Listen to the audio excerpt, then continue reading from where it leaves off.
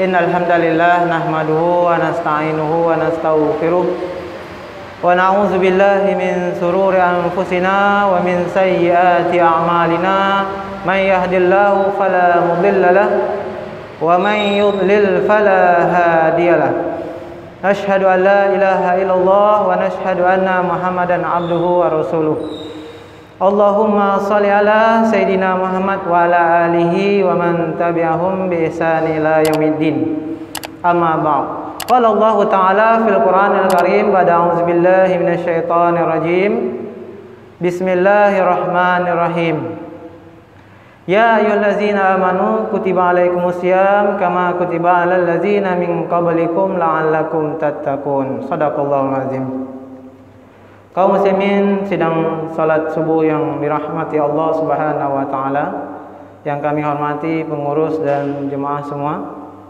Alhamdulillah kita tidak bosan-bosannya untuk bersyukur kepada Allah Subhanahu wa taala karena telah memberikan keimanan kepada kita sehingga kita masih kuat dalam menjalankan ibadah yang wajib bagi kita, yaitu mafruḍah. Sebagaimana kita tahu bahwasanya dalam surah Al-'Asr, wa tawashaw bil haqqi wa tawashaw bis sabr. Nasihat-nasihatlah dalam kebenaran dan nasihatlah dalam kesabaran. Oleh sebab itulah bagaimana kita untuk selalu menasihati kita sesama kita dalam beribadah ini. Karena dalam beribadah ini merupakan al-imanu yazid wa yanqus. Iman itu kadang-kala naik, kadang-kala turun. Maka wa tawashaw bis sabr. Kemudian ayat seterusnya meneraskan bahwasanya kita itu nasihat-nasihati dalam kesabaran. Sabar dalam menjalankan ibadah, sabar dalam menjalankan semua musibah yang kita hadapi. Oleh sebab itulah ad-dinun nasihah. Agama ini adalah nasihat. Kalau tidak ada yang menasihat kita, sebagaimana kita ini adalah manusia biasa, an-nasiyah, yaitu diciptakan dari orang yang lupa. Baik itu orang biasa ataupun pemimpin ataupun para ulama, semuanya ada kesalahan.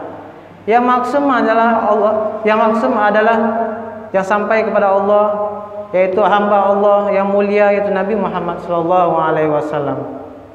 Kalau kita ingin sampai kepada Allah Subhanahu wa taala, maka kita perlu menyucikan diri kita. Qad aflaha man tazakka. Sangatlah beruntung orang-orang yang menyucikan dirinya. Siapakah yang sampai kepada Allah tersebut adalah Nabi Muhammad SAW. Sehingga kalau kita ingin surga sebagaimana yang Rasulullah contohkan, laqad kana lakum fi Rasulillahi uswatun hasanah. Sesungguhnya dalam diri Rasulullah itu ada contoh yang baik. Maka contoh itu adalah kita harus menyucikan diri kita sehingga kita bisa berjumpa Allah Subhanahu wa taala. Nah, bagaimana kalau kita tidak bisa menyucikan diri? Maka dalam bulan puasa ini berusahalah kita untuk menjadi apa yang dijanjikan oleh hadis tersebut. Man shoma Ramadan imanan wa ihtisaban ghufira lahu ma taqaddama min dzambi. Barang siapa yang berpuasa dengan keimanan dan penuh penghisapan kesalahan dan semuanya, maka akan dihapuskan dosa-dosanya yang telah lalu. Nah, inilah yang perlu kita rebut pada bulan puasa tersebut. Bonus-bonus yang Allah berikan kepada kita sehingga kita tidak menjadi orang yang merugi. Sebagaimana dalam surah tadi, wal asri tadi, sesungguhnya demi masa, innal insana lafi khusr. Sesungguhnya manusia itu dalam kerugian. Illal ladzina amanu. Nah, di sinilah orang-orang yang beriman, kecuali orang-orang yang beriman yang mana mereka melaksanakan perintah Allah Subhanahu wa taala dan meninggalkan segala larangan Allah Subhanahu wa taala. Nah, di akhir bulan puasa ini, tinggal beberapa hari lagi ini, mari kita tingkatkan semua ibadah apa yang diwajibkan ataupun yang disunnahkan oleh Allah Subhanahu wa taala. Baik itu salat fardu maupun salat sunnah ataupun membaca tilawatul Quran. Berusaha untuk mengkhatam Al-Quran sehingga menjadikan kita penuh dengan ibadah. Walaupun kita tidak tahu apakah ibadah kita diterima oleh Allah Subhanahu wa taala, yang penting kita berusaha untuk melaksanakannya Allah tidak melihat apa yang hasilnya, tetapi usaha yang kita lakukan. Karena para ulama telah mencontohkan bahwasanya orang yang tinggi derajatnya adalah orang yang tidak mengharapkan apa-apa. Para ulama itu tidak mengharapkan apa-apa, tetapi rahmat Allah Subhanahu wa taala yang dia harapkan. Kalau kita beribadah mengharapkan surga, kalau mereka tidak mengharapkan surga, mengharapkan rahmat Allah Subhanahu wa taala. Jadi rahmat Allah itu maksudnya adalah ketika ibadahnya telah dilaksanakan tetapi tidak penuh dan tidak diterima oleh Allah, itu berbahaya. Kalau di rahmat Allah itu mulia, dia memberikan apa kekurangan. Contohnya salat fardu kita kurang, maka kita melaksanakan salat sunnah untuk menutupi kekurangan-kekurangan apa yang ada dalam salat fardu. Nah, pada kesempatan kali ini judul yang diberi kepada saya adalah mensucikan diri dari syirik. Sebagaimana kita tahu bahwasanya syirik ini ada dua, syirik besar ataupun syirik kecil. Perbuatan syirik ini adalah perbuatan yang tidak diampuni oleh Allah Subhanahu wa taala dalam ayat Al-Qur'an. Innallaha la yaghfiru an yushrika bihi wa yaghfiru ma duna dzalika liman yasha. Sesungguhnya Allah tidak mengampuni dosa syirik dan mengampuni dosa selain dosa syirik. Nah, apa dosa syirik itu? Dosa syirik yang pertama adalah yang besar, yang kita tahu bahwasanya menyekutukan Allah, itu telah pasti. Menyekutukan Allah maksudnya tidak percaya kepada Allah. Lawan musyrik adalah mukmin, orang yang beriman. Orang yang tidak beriman berarti orang musyrik. Kenapa orang musyrik ini? Musyrik ini berasal dari kata syaraka. Syaraka ini banyak Tuhannya. Ini Tuhan satu, Tuhan dua, Tuhan tiga.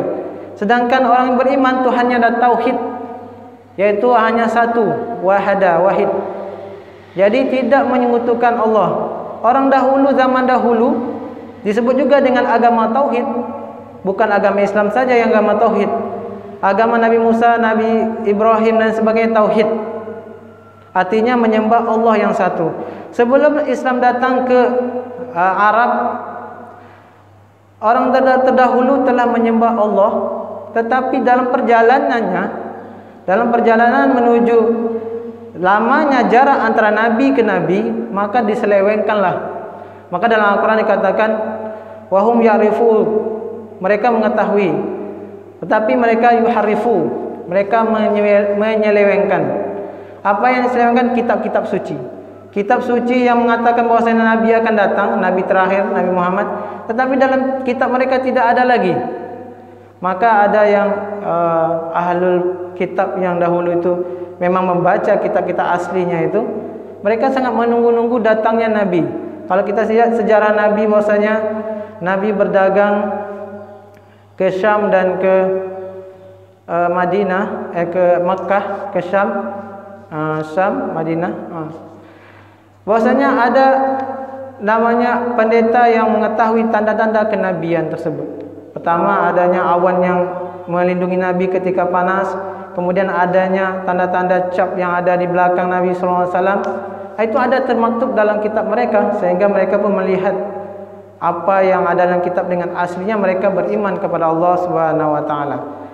Nah, yang kedua adalah syirik yang kecil. Syirik kecil ini terbagi lagi. Syirik kecil yang dia percaya kepada Allah Subhanahu wa taala, pada hakikatnya kesempatan lain dia mempercayai sesuatu yang lebih ada keramatnya. Contohnya dia memiliki batu cincin, ataupun dia memiliki jimat, ataupun percaya kepada sesuatu batang atau yang memiliki kekuatan yang gaib. Maka ini adalah percaya selain kepada Allah. Dikisahkan pada zaman dahulu, zaman Khalifah Umar bin Khattab adalah khalifah yang kedua setelah Abu Bakar. Perjalanan Islam, penyebaran Islam sampai ke Mesir. Jadi Mesir ini bukan orang Arab. Jadi Mesir ini datangnya Amr bin As, maka jadi Arab. Jadi bahasa Arabnya bergabung jadi bahasa Mesir. Jadi kalau pergi Mesir itu bahasa Arabnya tidak bahasa Arab yang sekarang. Kalau bahasa Arab Fusha kita kan bahasa Al-Quran. Kalau bahasa Arab Mesir itu bahasa Arab bercampur-campur, namanya bahasa Arab Amiyah. Jadi Amr bin As ini setelah mengislamkan Mesir ini, ada tradisi kaum masyarakat Mesir itu dia ada menyembah atau memberi sesajian kepada Sungai Nil. Kalau tidak dibagi sesajian Sungai Nil nih, maka Sungai Nil ini dia akan kering.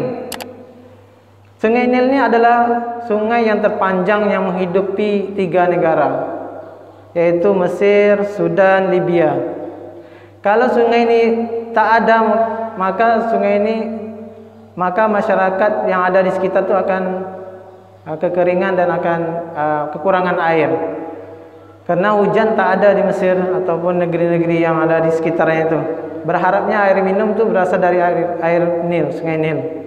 Nah, pada suatu ketika zaman dahulu, ketika Islam baru sampai, orang-orang masyarakat di Mesir itu pergi kepada Amr bin As. Wahai gubernur, kami ada suatu ada istiadat kalau setiap tahunnya itu harus melakukan sesajian di Sungai Nil. Kalau tidak, Sungai Nilnya akan kering, akan tidak ada lagi air. Maka mereka pun memberi kabar apa sesajian itu. Sesajian itu adalah mengambil seorang anak gadis, kemudian anak gadis ini dicampakkan ke dalam sungai itu, menjadi tumbal lah. Akhirnya tidak diberi oleh Amr bin As. Ini adalah bertentangan dengan agama Islam. Agama Islam tidak boleh membunuh satu orang manusia kecuali dengan hak. Apa haknya? Pertama, halalnya seorang darah manusia itu pertama kalau dia meninggalkan agama, maksudnya dia keluar dari agama Islam, ataupun tarikil jamaah, meninggalkan jamaah ketika perang. Yang kedua adalah dia membunuh manusia, maka dia akan dikisos.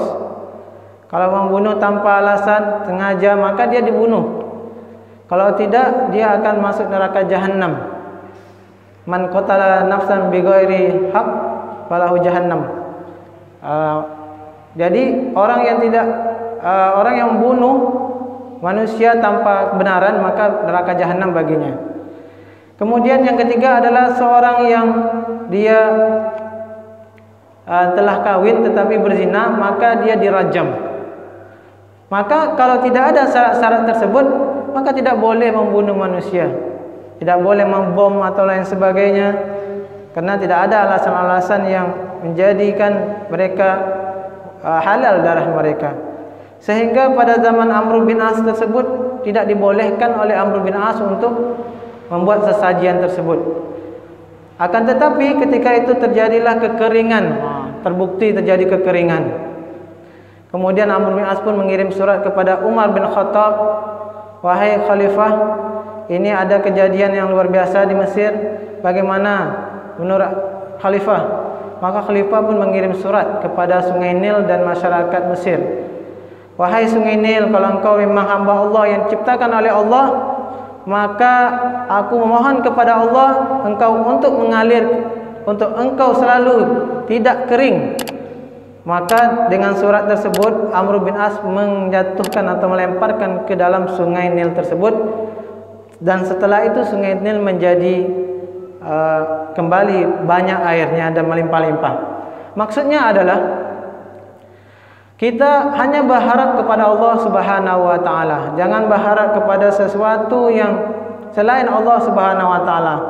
Karena hal tersebut membuatkan kita jadi syirik kepada Allah. Bahwasanya cincin ini bisa menjadikan saya terhindar dari malapetaka. Bahwasanya jimat ini bisa memberikan saya kehebatan dan sebagainya. Sehingga itu menjadikan kita percaya yang bertambah menjadi rukun Islam yang ketujuh. Sedangkan rukun Islam ada 6 saja. Percaya kepada Allah dan sebagainya. Itulah yang contoh syirik yang berbahaya bagi diri kita. Nah, yang kedua yang selalu kita dengar adalah syirik kecil, yaitu riya. Sebagaimana hadis Rasulullah SAW, inna akhwafa ma akhafu alaikum syirkul asghar. Qalu ya Rasulullah, wa ma syirkul asghar? Qala ar-riya. Yaitu riya. Sesungguhnya saya sangat takut kepada engkau, kepada kamu semua, yaitu syirik kecil. Kemudian para sahabat bertanya, apa itu syirik kecil? Maka Rasulullah pun bersabda, yaitu riya.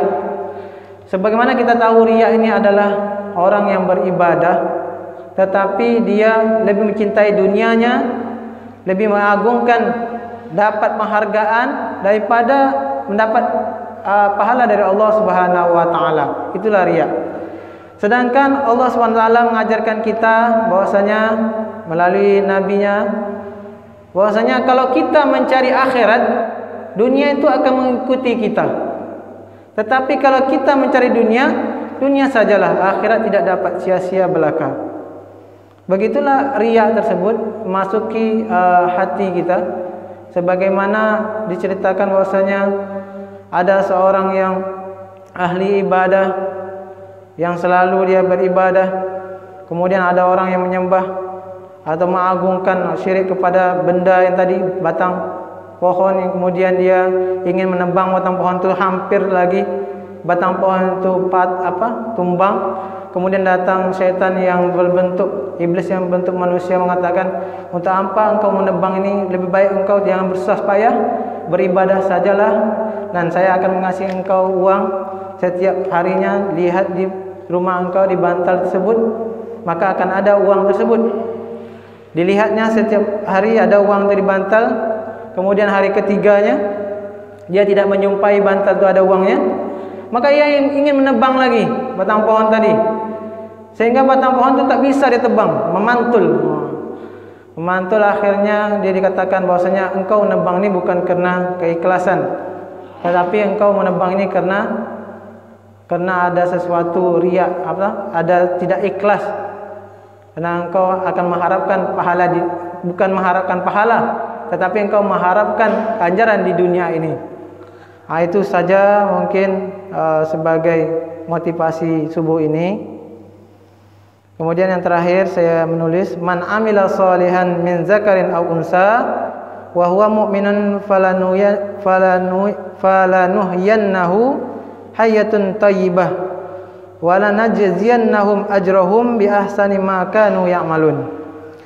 Barang siapa yang melakukan amalan soleh dari laki-laki atau perempuan, maka dia akan mendapat kehidupan yang baik dan akan diberikan balasan yang lebih baik dari apa yang dia lakukan.